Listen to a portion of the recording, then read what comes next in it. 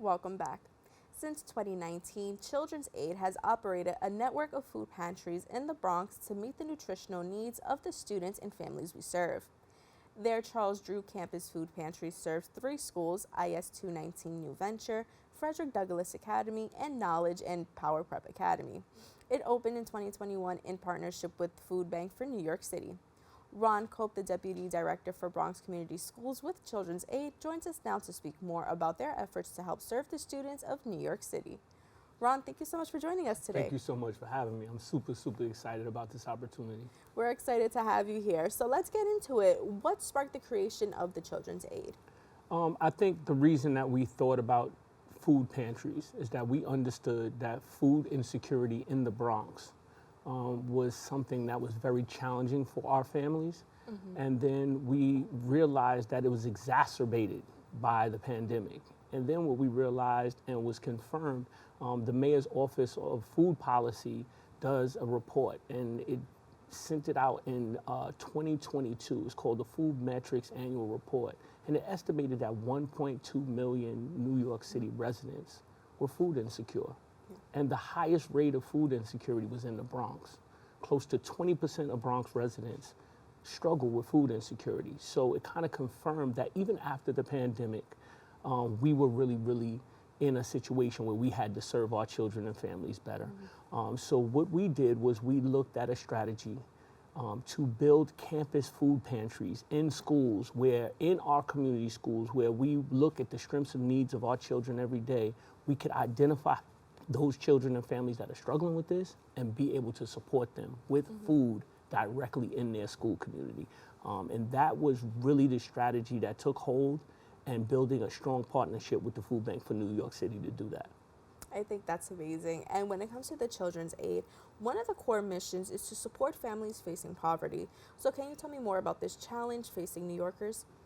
I think we understand that Children's Aid, since its foundational principle, has been to go to some of the most under-resourced communities. And the Bronx was the community that Children's Aid went to in 2000, where they started with some of the after-school program contracts, but they said, there's a huge need here. And Children's Aid saw that and said, listen, we need more resources here. So they started to build their community school strategy. We have a lot of work being done in Community District 3, where we have a corridor of services on Southern Boulevard. We have the Next Generation Center that serves teens up to young adults. We have a community health clinic there. We have early childhood programs, community mental health services.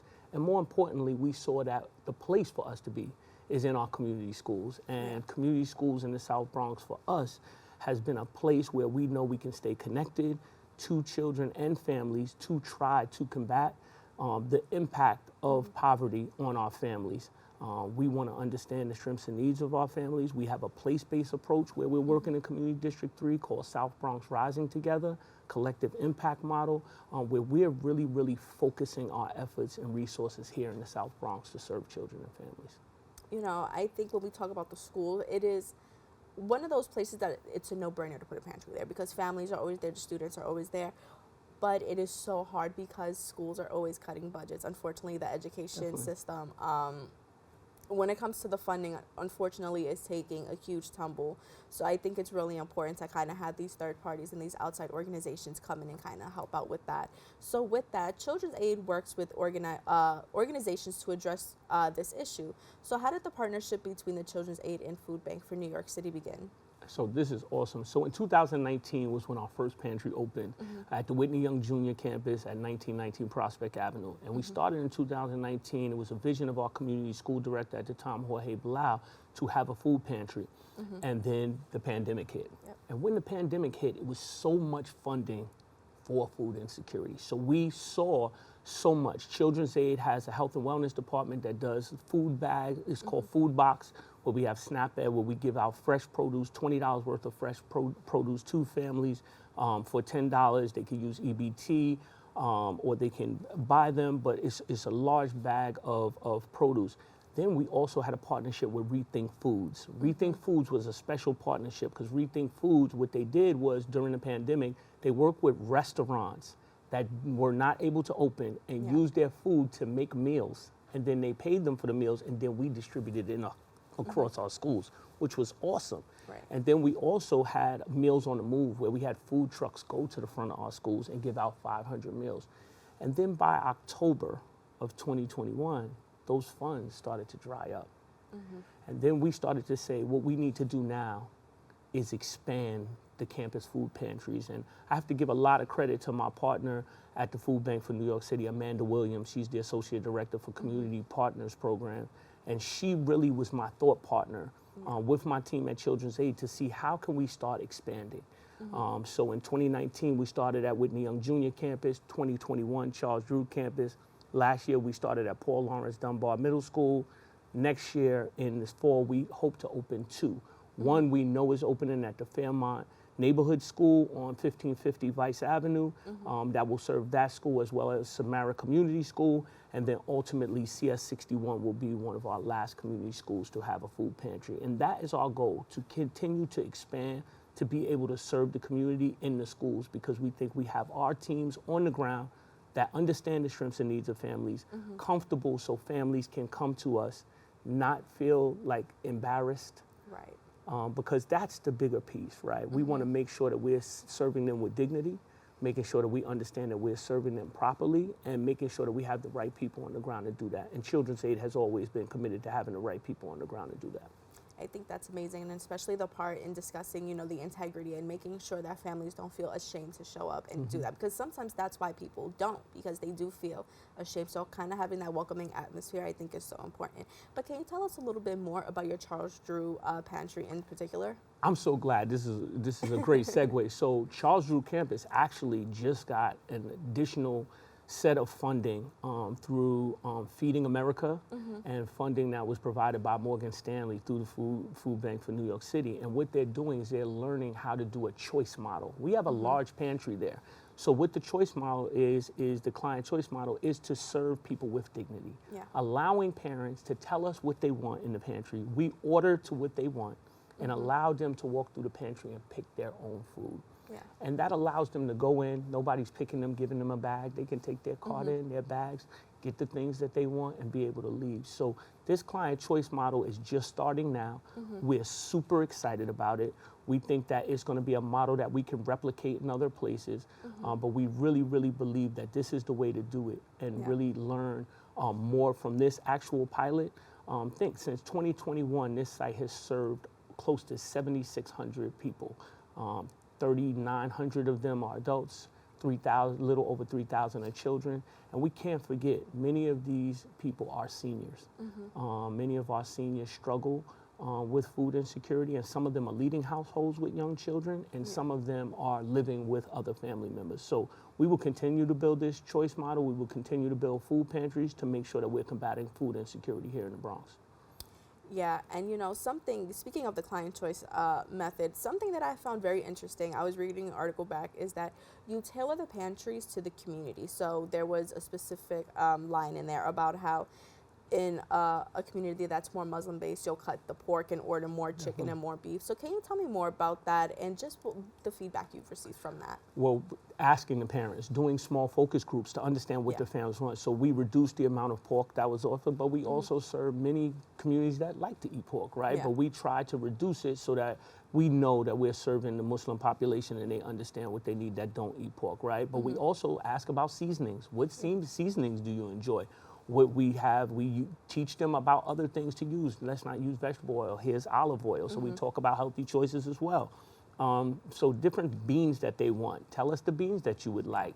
Tell us what type of, would you like oats? Would you like farina? What are the things that you enjoy, so that we can talk to parents, families about what they want and need, so that we can have it when we order. Yeah. I think that's just such an exceptional idea, because it also eliminates food waste, because you're going to pick up something that you're not going to eat. It's going to go in the garbage anyway. So I think having things that you're guaranteed you're going to eat is a great option. And then also making these healthy food choices, because once again, for some people, they have to forego healthy foods for unhealthier options because it is cheaper to buy. So I think having something that not only eliminates food waste but also promotes healthy eating, I think is really, really great. So with that, the pantry also allows students to gain work experience. Can you tell us a little bit more about this? Oh, well, we are very, very thankful that we have great partners to work with youth development and youth employment opportunities. So we partner with the Anti-Gun Violence Employment Program out of the mayor's office. We've partnered with SYEP through BronxWorks and SYEP through Children's Aid's SYEP program, and also the Work, Learn, Grow program through SYEP. So these programs give young people opportunities to work in different facets of children's aid sites. This opportunity was for these actual students that go to Frederick Douglass Academy 3 to come down right after school and be able to work in our pantry. So they're able to work in the pantry for a couple of hours after school, even when we get deliveries, to make sure that they have everything set up for when the families arrive. I think that's so important because as somebody who did SYEP, I like the expansion that it's no longer just working in summer camps. There are different jobs that you can do that give you different experiences. You're meeting all these people from different walks of life, and you're getting these different experiences, maybe things that you're more interested in the future. So I really like the idea of also just having a team of young people working with you. I think that's great. And so also, how does the pantry help to build a sense of community among the students? I think the one thing that it does do is it also allows us to understand that we're here for them. I think the sense of community across the whole school, to make people understand that Children's Aid is continuing to bring resources when we hear what the community needs are, and allow them to understand that we're here for them. Anything they need in a school community that's going to serve them, they can request, and we will work diligently to try to provide that for them. But I think also it allows them to understand that, especially students that work there, that we don't have to be ashamed. It's about serving, and understanding that we tie to each child. When we know a child knows that that's a child's parent, right? They say, look, we've been through this too. And one of the students that work in there told us, like, my mom used this when I was in middle school, and now I'm in the high school upstairs. And for me to work here means a lot because I'm serving the same place that served my family. So I think those things are extremely important, and being able to do things in the community where we see a parent that comes to us a lot saying, I don't have any more money on my EBT, but I need food. How can we serve that parent? Or pregnant parent that doesn't have any more food, or during the break, they ran out of food because the children were home and she didn't have any more food to the end of the month. So we said, okay, no problem, we'll bring food or come get food. And those are the things that are important for us to understand the needs of the community, of individual families in this community, and make sure that we can serve them. Ron, this is such an amazing organization. I want to thank you so much again for joining us today. Appreciate you. To learn more about all the food pantry and Children's Aid has in partnership with Food Bank for New York City, please go to their website, www.children'saidnyc.org. We've come to the end of our show today. I'd like to thank all of our guests for joining us and you, the viewers, for tuning in. If you missed any part of today's show, you can catch the recable cast at 5 and 10 p.m. on Optimum Channel 67 and Verizon Fios 33, or watch anytime on the web at BronxNet.org. You can catch a brand new episode of Open with Darren Jaime on Wednesday and Rena Valentine on Friday. I'm Brittany Aubain, wishing you and yours safety and wellness now and always. See you next time.